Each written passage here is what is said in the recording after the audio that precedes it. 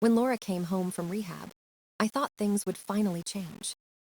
She smiled again, cooked dinner, and laughed with the kids. For the first time in years, the house felt warm. I wanted to believe she was healing. For a while, I did. She went to her meetings, took her medicine, and kept busy. But then she started saying strange things. She said she needed space. She wanted to find herself. She took long walks that lasted hours. Sometimes she wouldn't come home until midnight. When I asked, she said she was meditating by the lake. I wanted to trust her, but something felt off. She started seeing a therapist named Brad. She said he helped her understand her emotions. At first, I thought it was good for her. Addiction recovery isn't easy, and therapy sounded right. But the more she went, the more distant she became. Her eyes changed. Her tone changed. It was like she was learning to talk to me like a stranger. She stopped saying goodnight. Stopped asking about the kids. She'd come home, lock herself in the bedroom, and write in her journal. I asked what she was writing. She said, "It's part of my healing." Then she smiled, that same small smile that didn't reach her eyes. I started noticing her phone was always in her hand. Before rehab, she barely touched it. Now she was glued to the screen, texting constantly. When I walked by, she'd tilt the phone away.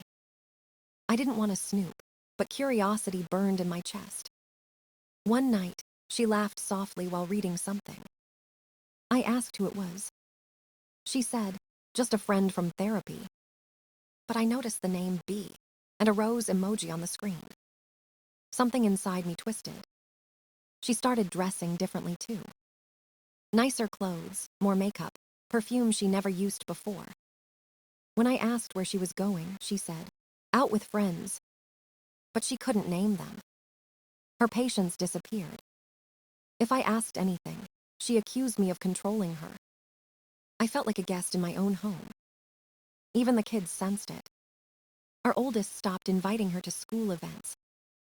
Our youngest asked me why Mommy talked to herself so much. I didn't have an answer. Every night, I sat in the living room waiting for the door to open. Sometimes I'd hear her humming as she came in, happy in a way she wasn't with us. I told myself recovery can be messy. Maybe she needed this phase to find balance. But deep down, I knew something was wrong. The woman who used to fall asleep beside me now guarded her secrets like treasure. I tried to hold on, but the harder I tried, the farther she drifted. It felt like watching someone drown and pretending it was swimming. And for the first time, I wondered if she'd ever come back at all. It started one quiet afternoon when I used our shared laptop. I was paying bills, nothing unusual. Then a strange Gmail address appeared in the autofill. It wasn't hers, not even close. Curiosity made me click. The account was still logged in. What I saw made my stomach twist. There were no normal emails, just password resets and one hotel confirmation. The subject line said, "Your stay is confirmed downtown." 2 nights. Midweek. Under her name. I froze, staring at the screen. My heart pounded like I'd caught a thief in my own house.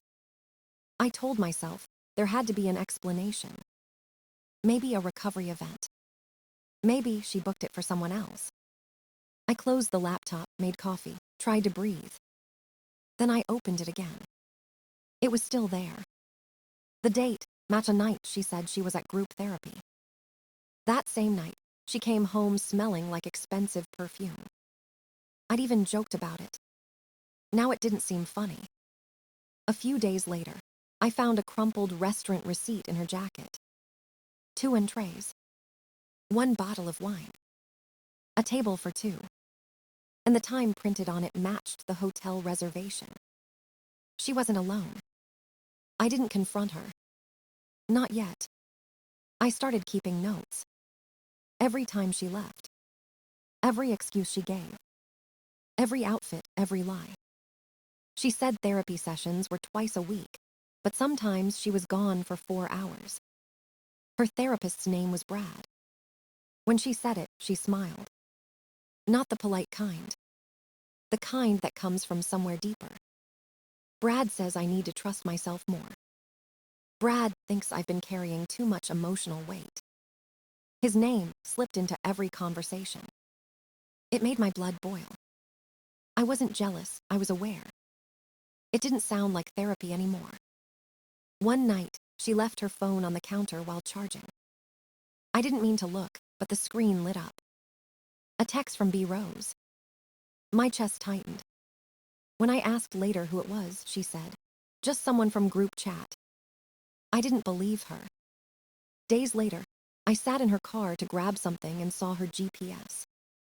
I tapped recent destinations. The same downtown hotel showed up 3 times. 3 visits. Different dates. That was the moment denial died. She wasn't recovering. She was cheating. And worse, she was doing it with a man who was supposed to help her heal. I felt sick, angry, humiliated. But I didn't shout. I didn't expose her. I knew I needed to be smarter. This wasn't just betrayal. It was professional misconduct. If I played this right, she wouldn't just lose me. He'd lose everything. That night I sat in silence, staring at the ceiling, already planning my next move. The war had started, and she didn't even know it. The next morning, I called a lawyer. His office smelled like paper and quiet power. He listened while I explained everything. When I finished, he leaned back and asked, "You want to go nuclear or surgical?"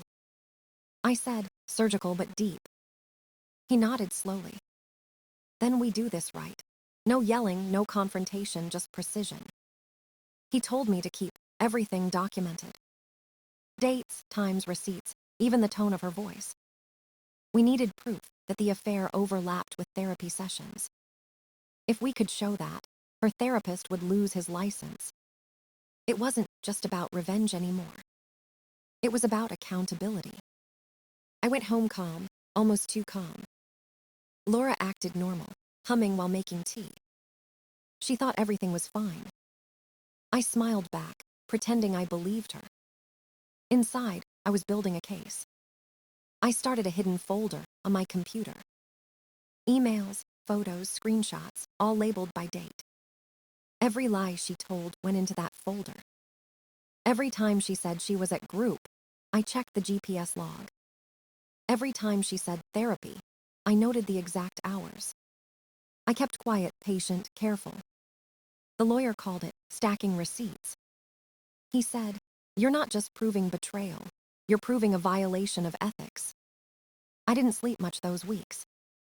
I'd lie awake beside her, hearing her breathe, wondering if she was dreaming of him. She'd text late at night, smiling at her screen, then roll over and pretend to sleep. Sometimes, I caught my reflection in the dark window and didn't recognize myself. The man who once tried to save his wife was now planning her downfall. One evening she mentioned Brad again, casually. "Brad says I should focus on self-compassion." I nodded and wrote it down later. Every word became evidence. One night she came home late, hair messy, smelling like cheap hotel shampoo.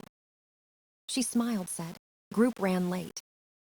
I smiled back, said nothing. The next morning, I sent the timestamps to my lawyer. He replied, "Perfect, keep collecting." It felt cold, mechanical but necessary.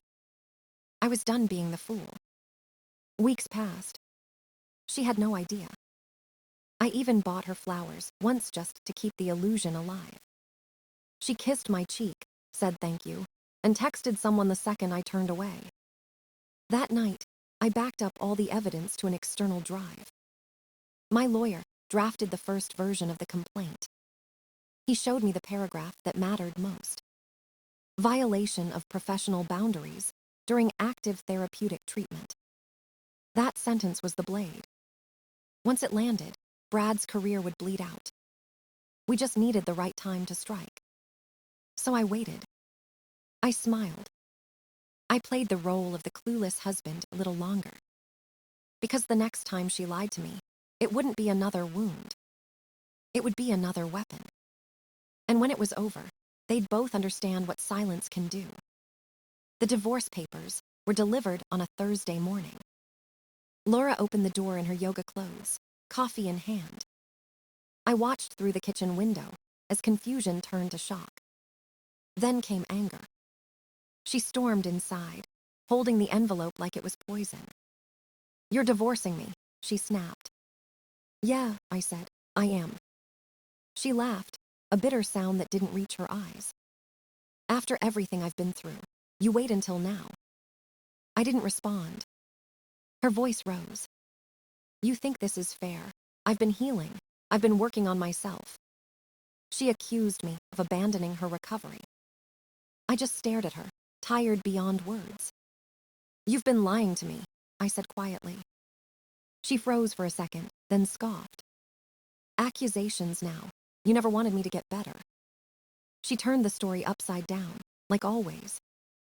She said I was jealous of her growth. She said Brad supported her in ways I never did. Her tone softened when she said his name. That broke something inside me. "He's your therapist, Laura," I said. "He was helping me heal," she argued.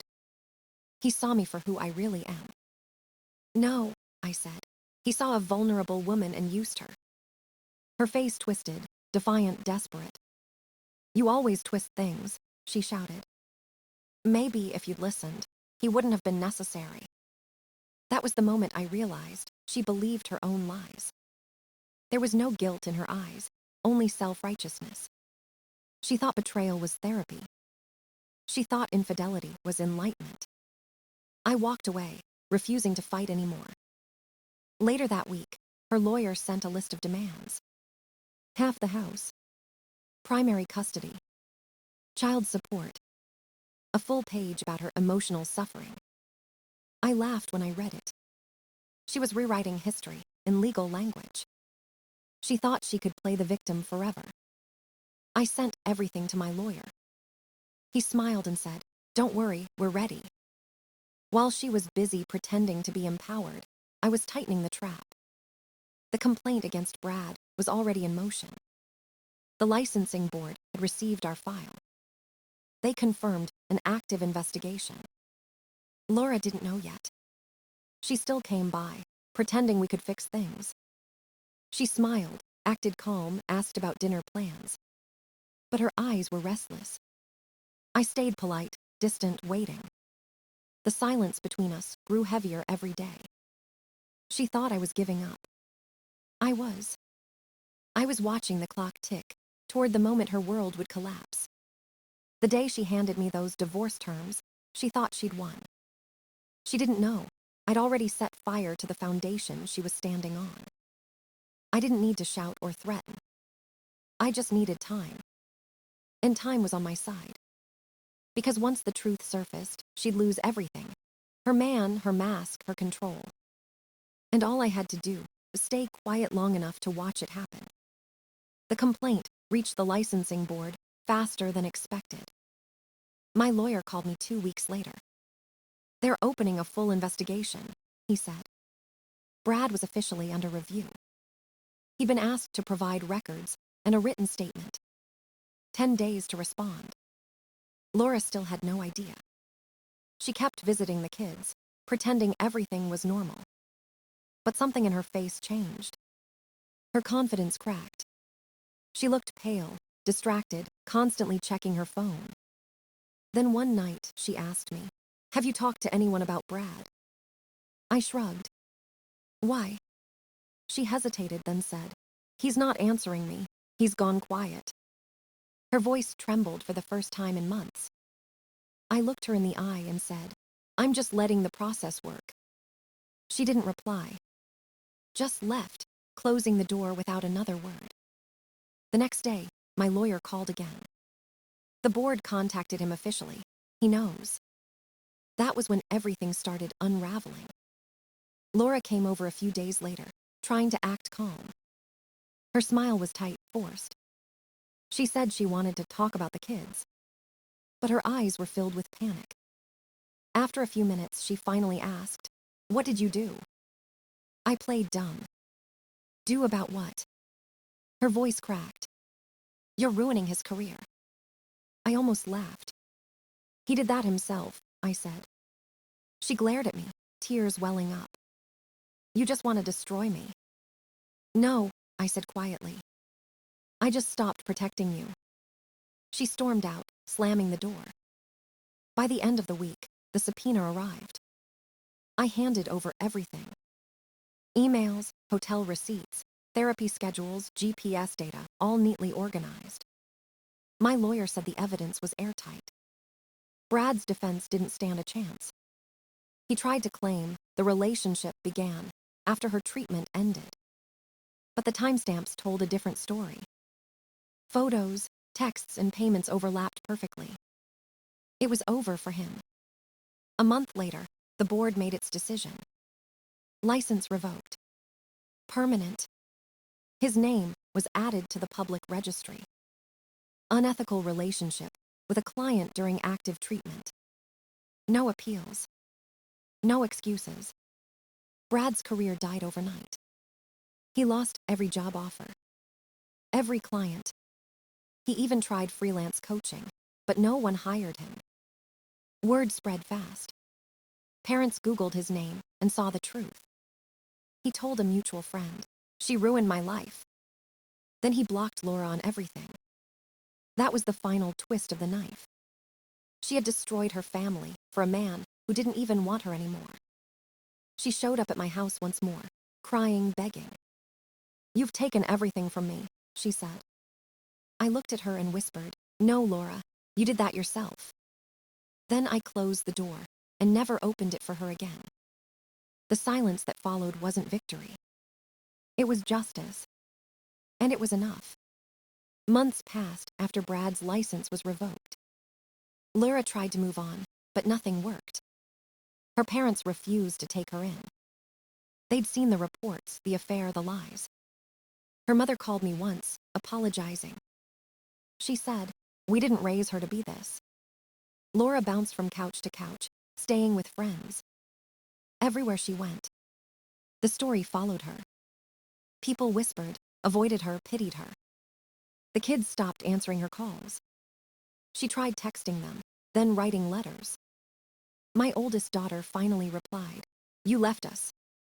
My middle son said, "You lied to Dad. Why should we believe you now?" That one hurt her the most. She used to be their hero. Now she was just a ghost they didn't want to see. I focused on keeping the house stable. Homework, dinners, quiet weekends. For the first time in years, peace felt real. Laura disappeared for a while after that. No calls. No visits. Just silence. Then one afternoon, I got a text from her sister. "Hey, I don't know if you've heard, but Laura's been admitted." I asked what happened. "She was diagnosed with alcoholic psychosis," she said. My heart sank, not from sadness, but from realization. It made sense. All the paranoia, the mood swings, the delusions, it all fit. Her sister said she'd been found wandering near a strip mall in the rain. Barefoot. Yelling about people chasing her. She didn't even recognize her own name. The police took her in for evaluation. Now she's in a treatment facility, under observation. I sat in silence after reading the message. No anger. No relief. Just confirmation that her story had finally collapsed. I didn't tell the kids right away. But her sister reached out to my oldest too. She came into my office, phone in hand. "Is it true?" she asked. I nodded. She didn't cry. She just said, "Good." That was the end of it. Our youngest doesn't ask about her anymore. In his drawings, it's always just me and the kids. That part still stings sometimes. But it's not my job to fix what she broke. It's been 2 years since everything ended. The house is quiet now, not from fear but peace. We cook dinner together, watch movies, laugh again. The kids are stronger, calmer, older than their age. Sometimes I think about how close I came to losing all of this. How easy it would have been to just give up. But I didn't. I stayed patient. I let the truth do what anger never could. Laura lost everything. Her job, her lover, her family, her mind. And I didn't have to lift a hand. She simply ran out of lies to live in.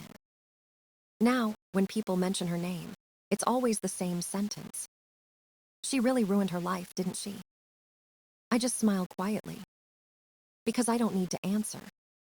The truth already did. It's been years since the storm passed. The house feels alive again, not haunted by shouting or fear.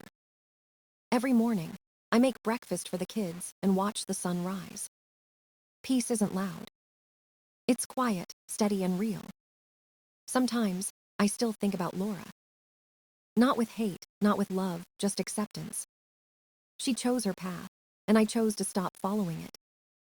The kids are thriving now. They laugh without looking over their shoulders. Our world feels whole again, even with one piece missing. I learned that revenge isn't always loud or violent. Sometimes, it's silence and patience. I didn't destroy her. I just stopped saving her. And when I did, the truth finished what I never could. Now, when people ask if I've moved on, I just smile. Because moving on isn't forgetting. It's remembering without pain. And that's what I have now. Peace. Not victory, not triumph, just peace. And after everything we lived through, that's enough for me.